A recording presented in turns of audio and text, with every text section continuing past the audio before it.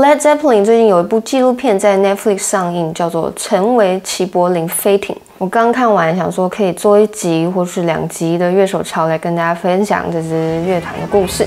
这是一支英国乐团，他们崛起的时间呢，刚好碰上披头士的解散，顺势就接班成为世界第1大团。他们普遍被认为是 Hard Rock 还有 Heavy Metal 的先驱。Led Zeppelin 跟很多经典乐团不太一样的地方是，他们出道时其实不是完全的素人，有点像是2度就业。因为在成立这个乐团以前呢，贝斯手 John Paul Jones 还有吉他手 Jimmy Page 在当时都已经是蛮有名的乐手。John Paul Jones 是一个音乐小天才，他18岁就在当专职乐手了。他录过超多的流行音乐，像是 The Rolling Stones、Rod Stewart、Cat Stevens。那除了弹贝斯以外，他也会做编曲，一个月要编50-60首。在他频繁的进出录音室的时候呢，常常会遇到同样在为主流唱片公司卖命的 Jimmy Page。这2个人也一起录音过好几次，但是一起组团的缘分是在几年之后才发生的。Jimmy Page 青少年时期在 club 演出的时候就颇受瞩目了，被当时的大唱片公司 Decca 请去当录音室乐手。通常在艺人需要第2把吉他的时候，就会叫他上，但是他不会看谱，制作人就会跟他说：“你就随便弹吧。”但他的随便弹可能就有点太强。所以制作人就非常爱他。他录过 The Who、The Kings 这种超级大团，还有很多主流唱片、电影配乐、民谣音乐，各式各样的录音，他都能胜任，是一个老板最爱的万能打工仔。Jimmy Page 跟 John Paul Jones 一样，在业界非常的勤奋，1周要录6天。虽然有的时候会做到有点厌烦啊，会有点职业倦怠啊，但是他说在录音室当乐手的时期，对他来说是非常珍贵的修炼。就算是去录很烂的作品，他也可以从中学到东西。直到有人找他去录 music 就是所谓的电梯音乐，会在电梯啊、商场啊、机场这种公共场合无限循环播放。然后他就忍无可忍，决定老子不录了。我这个吉他英雄，你竟然要我去录电梯音乐，无法接受于是他就离职了。Jimmy Page 离职1周后呢，当时的大团 The Yardbirds 的吉他手刚好离团，他就直接补上这个缺额，加入了 Led Zeppelin 的前身。The Yardbirds 这支乐团太特别了，他们专门孕育出伟大的吉他手 Eric Clapton 曾经在这个团，但是他跟其他人的音乐理念不同。Eric Clapton 想要钻研蓝调，但是 The Yardbirds 正走在通往商业成功的道路上，所以他在1964年退出了。在这年呢 ，The Yardbirds 第1次邀请 Jimmy Page 加入，但 Jimmy 还不想放弃高收入的乐手工作。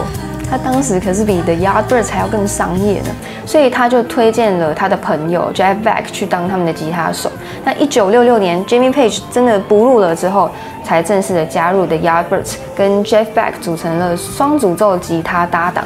不过 Jeff Beck 的个性很暴走，他常常会翘掉演出，因为长期的巡演压力太大。总之，他在不久后被退团了。然后他就把自己的1959年 Fender Telecaster 传承给 Jimmy Page。Jimmy Page 还在上面画了一只龙，画得很厉害，毕竟人家以前可是念美术的。那 Jeff Beck 走后呢 ，The Yardbirds 发行了专辑 Little Games， 在 Jimmy Page 的主导下 ，The Yardbirds 的音乐发展出了迷幻实验、长篇即兴的元素，现场表演往往比录音还更疯。那这些特性也被他带进了 Led Zeppelin。不过专辑的销量很不理想，加上 The Yardbirds 已经巡演好几年都没有休息，所有人倦怠感爆发，大家都不玩了，只剩 Jimmy Page 还想要继续。而且他们乐团还有已经预定好的北欧巡演，不能开天窗啊，所以 Jimmy Page 就开始找团员喽。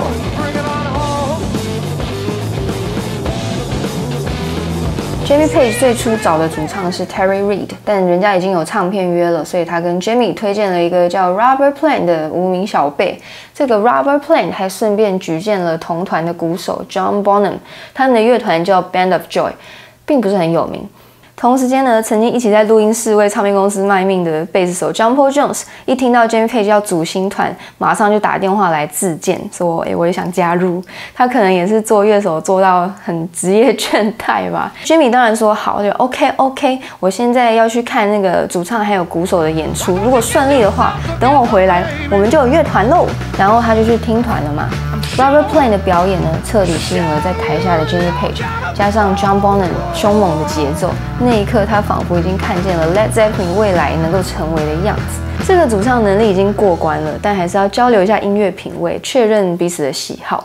那 Jimmy Page 请 Robert Plant 带一些喜欢的唱片来他的聚会，结果他带了 John Baez、Howlin' Wolf、Robert Johnson。那 Jimmy Page 一看，这些都是我喜欢的诶 ，OK， 你是对的人，我们合作定了。至此 ，Led Zeppelin 总算全员到齐。Jimmy Page、John Paul Jones、Robert Plant、John Bonham 在一间地下室第一次练团。那贝斯手 John Paul Jones 对鼓手 Bonham 的评价是：一听到他的演奏，我就知道我们将会是一个伟大的乐团。他说 Bonham 真的很狂妄，但是又非常的扎实稳定。由于鼓手和贝斯手必须紧密的合作，所以很快就能辨认出彼此的能力。如果遇到不行的人，你一开始就会想说算了。但是跟 Bonham 他觉得他们从第一拍就完全的结合在一起，这两个人最终成为摇滚史上最强的节奏组之一。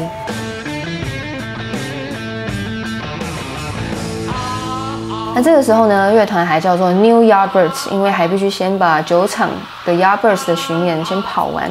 回到英国之后，他们才开始做他们的第一张唱片，由 Jimmy Page 跟经纪人 Peter Grant 负担全部的费用。真的很少听到老团的第一张唱片是自资的，因为那个年代的新人都蛮依赖公司。可见 Jimmy Page 早年在录音室真的赚了很多钱。同时，他们也开始构思新团名，然后就想到 The Who 的鼓手 Keith Moon 曾经开玩笑说，如果 Jimmy Page 跟 Jeff Beck 组一个 super group， 一定会是 Lead Balloon， 就是英文俚语的不受欢迎的意思，就是千兆的气球飞不起来。他们把 lead 的字母 A 拿掉，气球 balloon 换成飞船 Zeppelin， 就变成了 Led Zeppelin。那音乐记者对这个团名的形容是轻与重、优雅与毁灭的完美结合。这是什么？这是语言艺术啊！今天我们只讲了 Led Zeppelin 成团的过程，甚至连他们的经典作品《天国的阶梯》都还没有提到。那我们下一集就继续讲他们是怎么一步一步迈向巅峰。以上就是今天的经典乐团通识课，我是 KJ， 感谢追踪，记得留言，我们下一集见，拜。